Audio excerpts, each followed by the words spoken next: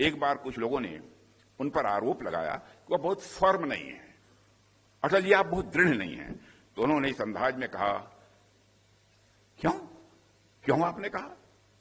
मैं आपसे कहना चाहता हूं कि आप नहीं जानते, भूल गए क्या, मैं अटल भी हूं लेकिन साथ ही बिहारी भी हूं।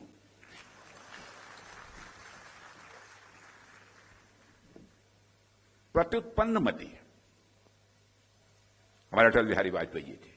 आपातकाल के दौरान में उनकी पीठ में जब दर्द हुआ, उस समय वह हिरासत में थे।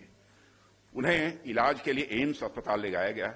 डॉक्टर ने पूछा कि दर्द कैसे हुआ, क्या आप कहीं झुक गए थे? तो कहा, डॉक्टर साहब जिंदगी में झुकना तो नहीं जानता, कहीं मुड़ गया होगा।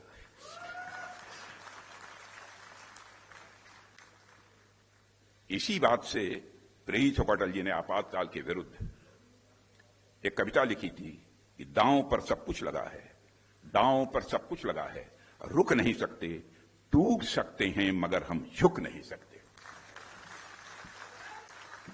एक घटना मैं आप सबके रखना चाहता हूं, 2006 की है। कुछ पत्रकारों ने अटल जी से पूछा, क्या इराक ऑयल कॉन्ट्रैक्ट घोटाले में कांग्रेस को बचाने के लिए पूर्व विदेश मंत्री नटवर सिंह को बलि का बकरा बनाया गया है? तो अटल जी ने जानते हैं क्या जवाब दिया?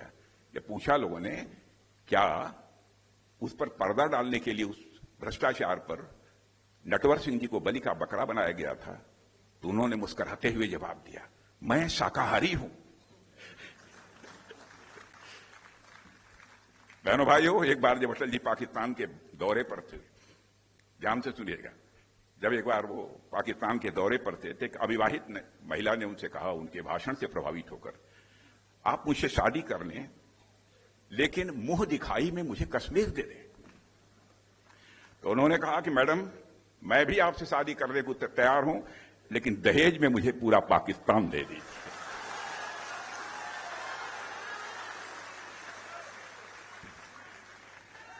गजब का सेंस ऑफ ह्यूमर था, गजब का सेंस ऑफ ह्यूमर था अटल बिहारी वाजपेयी में। एक बार जब कांग्रेस के नेता श्री वाई चौहान कुछ समय के लिए जनता पार्टी में शामिल हुए और फिर दोबारा जब कांग्रेस में चले गए, तो एक रैली के दौरान अटल जी ने कटाक्ष करते हुए कहा कि हमने चौहान साहब से पूछा कि आपने क्या किया? तो उन्होंने उत्तर दिया कि अब हम घर वापस आ गए हैं, तो कोई उनसे पूछे कि तो क्या अब तक वह ससुराल में थे? अटल जी के भाषणों की सबसे अच्छी बात यह थी कि जब वह विरोधियों पर भी हमला करते थे, मेरे बहनों भाइयों, कभी भी मर्यादा का अतिक्रमण नहीं किया। सबसे बड़ी विशेषता वो थी। एक बार हिमाचल के प्रदेश के मुख्यमंत्री वीरभद्र सिंह जी का नाम आपने सुना होगा, हिमाचल प्रदेश में भाषण करने के लिए गए, तो उन्होंने कहा यहां के मुख्यमंत्री भद्र तो हैं लेकिन वीर नहीं है। और इतना कहकर सारी बात उन्होंने समाप्त कर दी।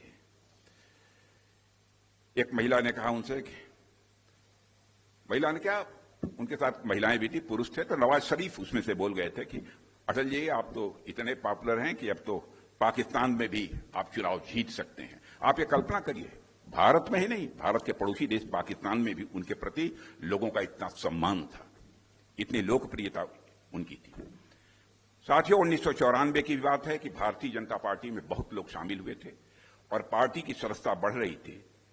तो इस बात को भी अटल जी ने अपनी काव्य शैली में बड़े अनूठे ढंग से बयान किया था।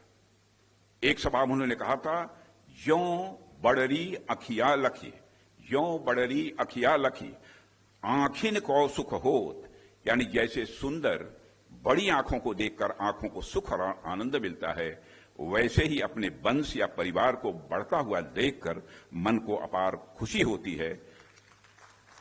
और जिस समय यह बात उन्होंने कही थी, मेरे बहनों भाइयों, मैं स्वयं उनके साथ था और हम सब के लिए गर्व का विषय है और यह प्रसन्नता का विषय है कि आज हमारी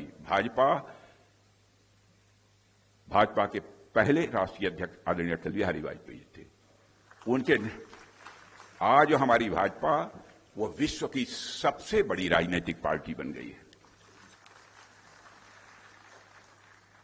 अटल जी ने लिखा है चीर निशा का वक्ष पुनः चमकेगा दिनकर, चीर निशा का वक्ष पुनः चमकेगा दिनकर।